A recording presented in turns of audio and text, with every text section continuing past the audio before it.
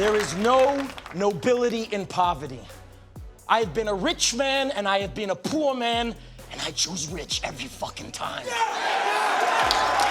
There's a scene in The Wolf of Wall Street where Jordan Belfort, fresh off a massive fraud, walks into his office and the entire floor erupts. Hundreds of people screaming, throwing paper, losing their minds, and you're watching it and you feel it too. That energy, that pull. You're not horrified, you're kind of pumped.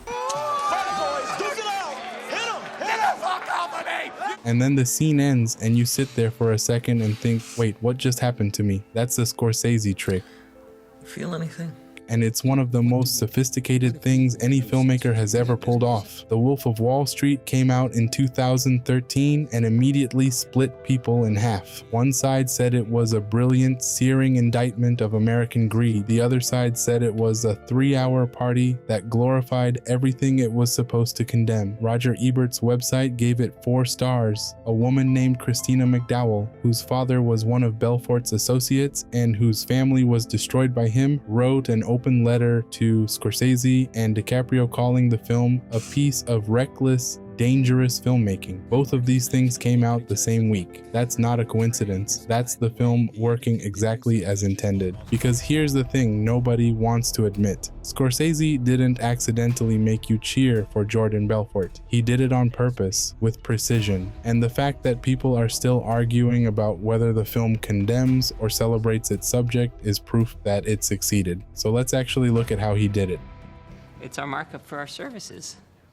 The film opens with Jordan Belfort narrating his own story, and that's the first move. When someone tells you their own story, you're inside their head before you've made any judgment about them. You're not watching Jordan Belfort, you are Jordan Belfort, at least for the duration of a sentence. Scorsese and screenwriter Terrence Winter understood that point of view isn't just a camera angle, it's an ethical position. The second you let someone narrate, you've handed them the controls. And Belfort is a fantastic narrator. No. My Ferrari was white like Don Johnson's in Miami Vice. Not because he's honest, he's spectacularly dishonest, but because he's entertaining. He knows what you want to hear. He knows how to make a story move. He learned it from selling penny stocks to people who couldn't afford to lose money. Yeah, let's do it. Excellent choice, Kevin. How much you want to go for this time? And now he's using those exact same skills on you, the audience. You are his mark. The film knows this. You just don't at first. The real question is this: was all this legal? Absolutely fucking not. Think about how the movie introduces money. It doesn't show you the victims, it shows you the lifestyle. I'm talking about this.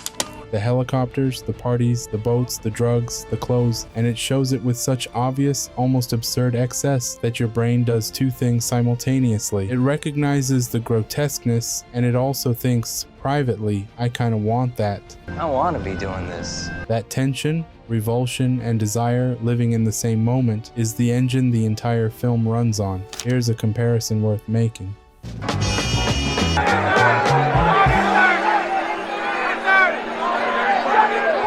In 1987, Oliver Stone made Wall Street. Gordon Gekko says, "Greed is good," and the film frames it pretty clearly as a villain's monologue. Greed, for lack of a better word, is good. Greed is right. You're supposed to understand that he's wrong. The movie tells you how to feel. It's a morality play with labeled boxes, and it's effective, but it's also a film that trusts you so little that it has to hold your hand through the conclusion. Scorsese doesn't do that. He never has. Think about Goodfellas. Henry Hill is a mobster who participates in beatings, robbery, and eventually murder, and for the vast majority of that film, you love him. You love his world. The camera is in love with it. The tracking shot into the Copacabana, the way Ray Liotta smiles at you through the screen, it's seductive, and then it pulls the rug. And because you got seduced, the rug pull hits harder. If Scorsese had been telling you the whole time, this is bad, these are bad people, you wouldn't feel anything. The horror works because the pleasure came first. Wolf of Wall Street is that same structure, expanded to 3 hours and cranked to 11. DiCaprio's performance is doing an enormous amount of this work, and it's worth pausing on just how calculated it is. Belfort in real life, by most accounts, is a self-aggrandizing, manipulative, not particularly charismatic person. DiCaprio plays him as a force of nature.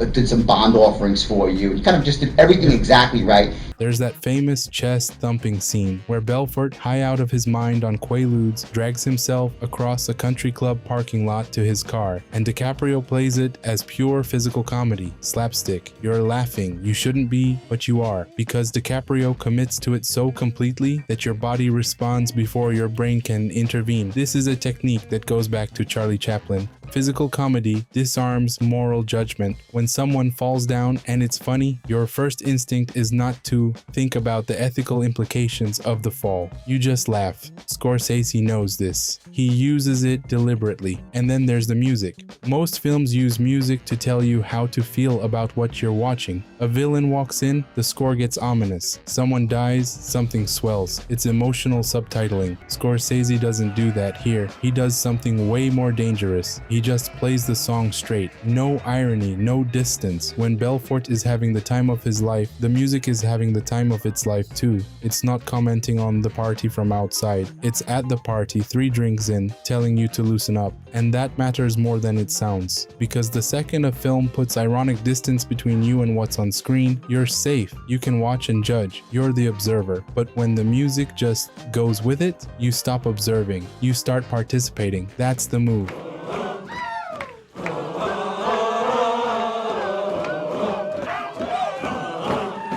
But the most sophisticated thing Scorsese does is something almost nobody talks about. He keeps the victims abstract. In 3 hours of film, you spend almost no time with the people Jordan Belfort actually hurt. The retirees who lost their savings, the families wiped out, the people whose entire financial lives were burned to the ground so that Jordan could buy another boat. They are mentioned occasionally, briefly, and then gone. You never sit with one of them. You never learn their name, their face, their story. They exist in this film as a concept, not as people. And this is not an accident or an oversight. This is the most pointed artistic choice in the entire movie. Sell me this pen. Because that's how it actually worked. Belfort and his people never had to sit across from their victims. They did it over the phone. The victims were voices, numbers, on a spreadsheet, cold calls in the afternoon. The machinery of the fraud was specifically designed to keep the human cost out of sight. By replicating that experience for the audience, giving you the fraud without the faces of the damaged, Scorsese is forcing you to participate in the same moral abstraction that made the fraud possible in the first place. You are complicit, and if you didn't notice it while watching, that's exactly the point.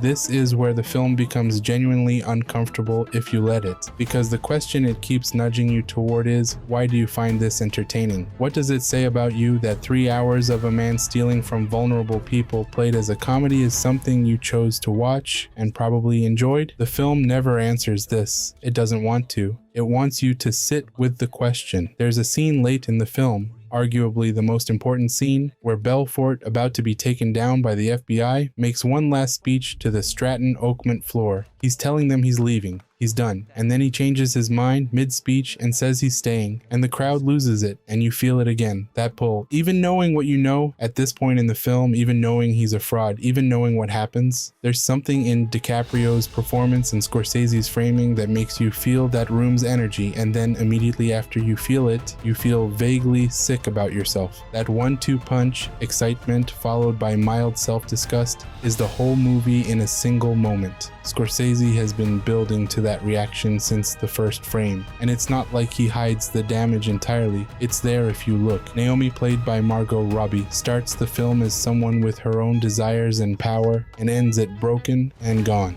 The agents investigating Belfort, particularly Agent Denham, played by Kyle Chandler, are shown as the moral center of the film, but also as people who never fully win, who take the train home at night like regular people, while Belfort throws parties on a yacht. There's something Scorsese is saying about who the system actually rewards, and it's not subtle. It's just easy to miss when you're watching DiCaprio crawl across a parking lot. Then there's the ending. Belfort gets sentenced, serves 22 months in a minimum security prison that, by his own account, was more like a resort. He gets out, he writes books, he becomes a motivational speaker, he sells courses on sales, he makes more money. The real Jordan Belfort, when the film came out, was doing a speaking circuit where he charged companies tens of thousands of dollars per appearance to teach them how to sell. The film ends with Belfort on stage at a seminar in New Zealand, looking out at an audience that is gazing at him the way his Stratton Oakmont employees used to. The camera cuts to their faces, desperate, wanting, eager to learn the secret. And Scorsese holds on those faces for just a beat longer than necessary. These are real people, normal people, and they're looking at this man the same way you've been looking at him for 3 hours. The film ends, the credits roll,